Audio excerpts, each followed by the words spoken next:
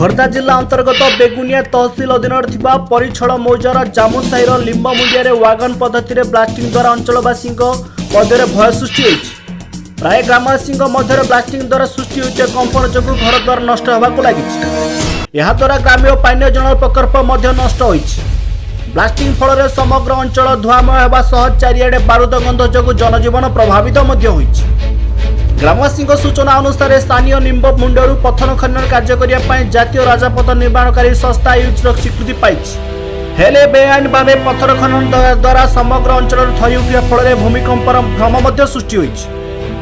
Blasting द्वारा पाखे चाष जमीर विराट गत होगा सहित जमी फसल नष्ट होगा देखा मिली।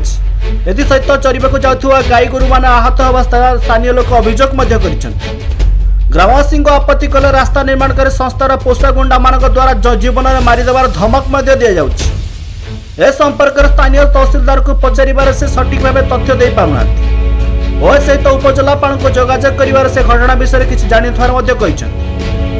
खोर्धारू प्रवीण रिपोर्ट न्यूज ओडिया।